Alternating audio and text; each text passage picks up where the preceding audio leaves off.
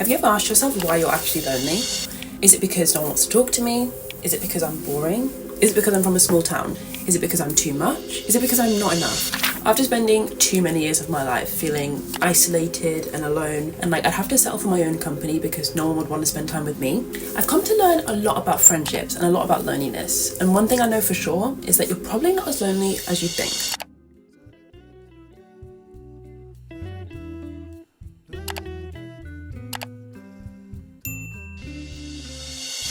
Hey, if you're new, I'm Christina and I make videos for people who are feeling lonely. When I was at my loneliness, I'm talking no friends, just acquaintances. I'd go to school and I'd have to like plan out strategically my day. Who am I going to sit with to not look like an absolute loner? If I do have to sit by myself in front of everyone, like how do I make it look like I've intentionally had it this way? How do I look occupied? What do I have to like do on my phone to occupy myself for a good amount of time? During this time, I was thinking everything under the sun. I have no friends. Why does no one like me? What am I doing wrong? Do I need to do more of this? Do I need to do less of this? Is it because I'm too much? How do I talk to people and make myself sound interesting? Like everything you can think of. But one thing I've come to learn is that you don't need friends to get rid of loneliness. You need connection. Like at the time I used to like think I wanted friends, but mainly that was only because I saw everyone else in friendship groups. Or online, you'd go online and see people like on their Be Reels and they were all like hanging out together, and it just seemed like that was what you actually wanted, or that was what I wanted at least. But trust me when I say you can have all those things. You can be in a friendship group and you can post on Be Real with all your friends at different concerts and cool places and stuff, but you won't actually have the connection, and you can be in a friendship group and still feel really lonely. Or on the flip side, you can actually be someone who maybe doesn't have lots of friends. You have acquaintances and you have different friends in different like pockets of groups. I've had that for the longest time, where actually I've got a bunch of friends but they're all kind of like spread out, but actually you're actually a lot more fulfilled and a lot more happy because you have connection with each of those friends.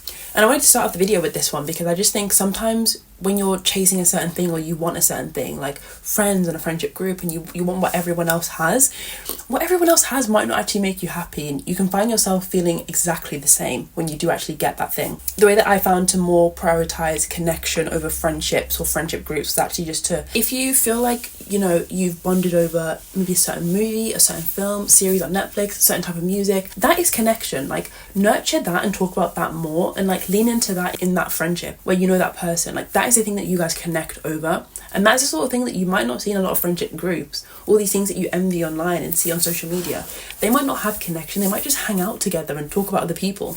I've been in friendship groups where there's actually no genuine connection there, and it's just all they talk about is other people or the drama going on in other people's lives, but there's no like genuine glue in the friendship or no connection. Because I guess that's another way to look at it. Like connection in a friendship is the glue that keeps it together, but some friendships have no glue. There is no connection keeping them together. And the reason you're not as lonely as you think is because you have all the skills you need. I feel like the most socially anxious, awkward, nervous people are very socially aware. Like you can tell in a friendship group where someone is maybe like feeling left out. You can just take one look at a group of 4 people talking and you know who's going to be the most lonely out of them. Or you can be walking home and just from the place of where people have stood, who's walking on the grass and who's not walking on the grass, who's on the pavement or the sidewalk if you're American, like you know who's left out. You have all the socially aware skills, the self-awareness, the empathy, the understanding to make the friends that you want to make. You maybe just haven't made them yet, and that's all timing. You probably have the approachableness or demeanor, the persona, the friendly attitude that you need as well. Depending on your level of social anxiousness, you can either be very good at small talk and easily talk to anyone, and you know how to just have a really casual surface level conversation with anyone about the weather or about like what you're up to today, which is a very important skill when it comes to meeting new people. Or maybe you're on a different level of social anxiety where actually that is the part that makes you most nervous. You want to skip the small talk and get straight to the deep talk, but that in itself is a very important component of making friendships. Whichever way you look at it, you probably have all the skills you need. You're just hyper fixating on the negative parts, which is something I elaborated more in my last video. I feel like we have a really bad habit of having things that we're insecure about and ballooning them in our head, like making them way bigger and more dramatic than they actually are. And not only is this a problem for our own mental health and our own, you know, attitude to ourselves, the way that we look at ourselves, if we're just making ourselves out to be way more anxious than we actually are, way more lonely than we actually are, way more boring than we actually are, then it's going to affect the way that we go into these social situations. We're going to think that we're nowhere near as interesting to even bother talking to people, or we're nowhere near engaging to even bother starting a conversation with a new person, when really the amount of truth in that statement is probably like this much. There's probably very little to no truth in those statements because you have all the skills you need. You're just focusing on the ones that you don't. I mean, not only do you have the skills that you need, you probably have the best skills. Something I want you to think about is have a think about these two questions. Do you feel like you're lonely because you have no friends? Or do you feel like you're lonely because no one listens to you? Because I feel like they could be two different things. One of them I feel like I was more into, which is the no one listens to me one. I felt like because no one was listening, then no one could really be my friend because no one knew anything about me. Whenever you look up like self-help or self-improvement stuff on talking to people, how to win friends and influence people, that sort of thing, listening always comes up as like one of the best skills. And chances are, if you've watched this video or watched that video, you're probably very good at this skill, listening and getting other people to talk about themselves. But it's probably just a sign to start working on the flip side of that, which is you getting other people to listen, which might seem uncomfortable, but I'm sure you're very good at talking to people that you know really, really well, and people that like you're really, really close with. You can probably like talk their ears off and talk forever about whatever it is that you're passionate about. It's that common thing, isn't it, where it's like, you know, initially when you first meet me, I'm like silent and I don't say anything, but once you know me, then I won't shut up. Like, you just need to get better at having that with like more people that you know on a more surface level, not just keeping that for all your like deep close friends. I'm gonna spill the tea for a sec. Most of the social interactions that you envy are probably a front. I've been in social situations where I've gone from being super lonely to finally like meeting new people and going to parties, sleeping over at places, like doing all these cool things I once thought like, oh, I could never do that. And then I realized like in these social things that you might see other people doing, like you're sat by yourself and you're seeing other people interact and hug and like they're like taking photos and all these things that you might envy. First of all, there is so much drama involved. Like every social interaction you see, do not think that all of them are sunshine and rainbows and they're all like good intentions. Like they're not all as civil as you would think. Like there's a lot more like bitterness or maybe like low-key drama behind the scenes. And by drama I mean like backstabbing, talking about people behind their back, people sleeping with other people's friends. Like boyfriends are not all they're cracked up to be, trust me.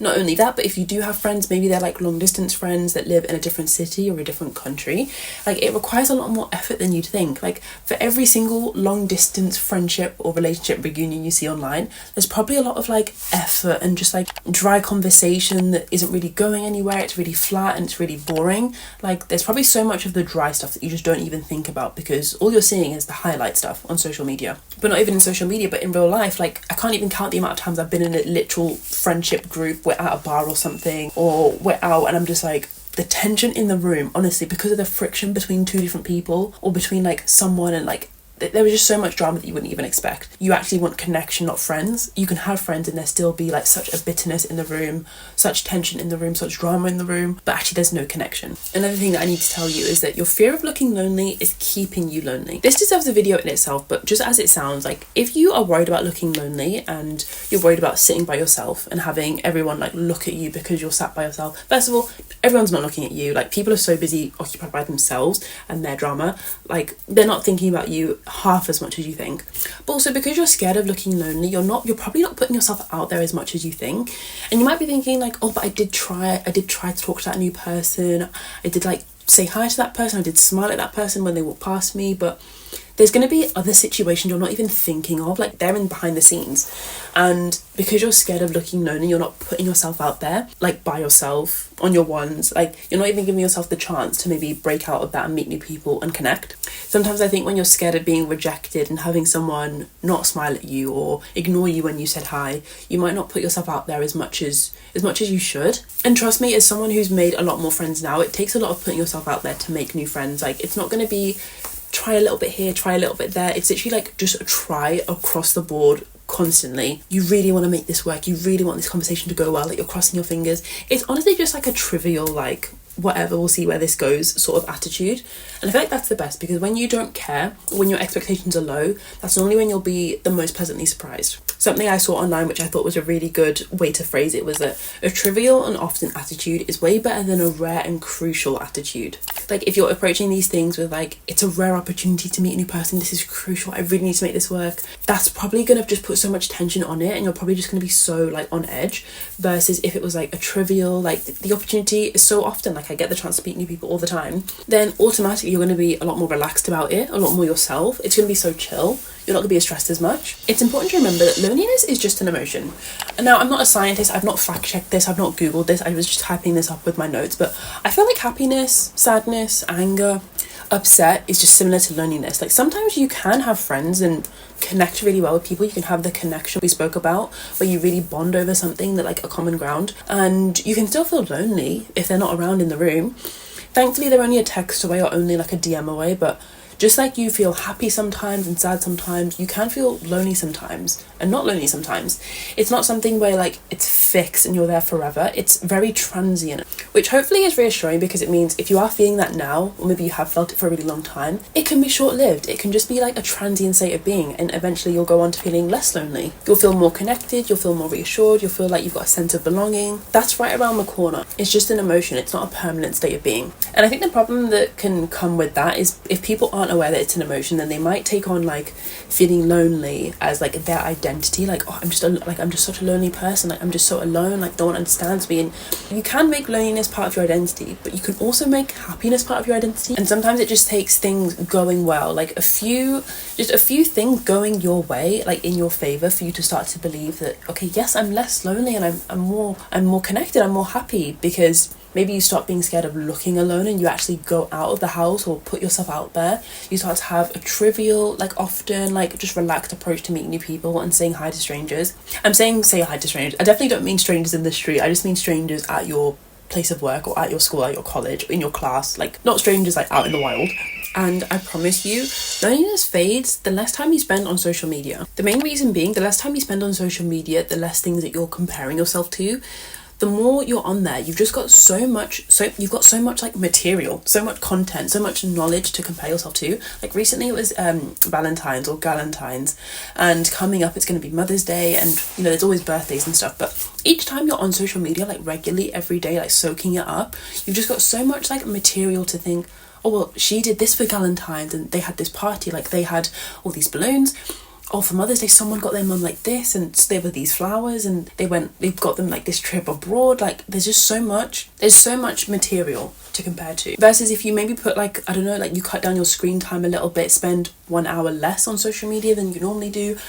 One of my friends had a 10-hour screen time the other week, and I was just like, oh my gosh, like that is insane. Even if you cut it down to like 9 this week, 8 this week, like just gradually, it's never a rush with these things. Like, but yeah, just seeing it as like less like, oh, I'm cutting down on social media, but just less, I want to give myself less things to compare myself to. This week my screen time is 2 hours 37, which isn't too bad. I tend to spend an hour a day-ish on TikTok and Instagram.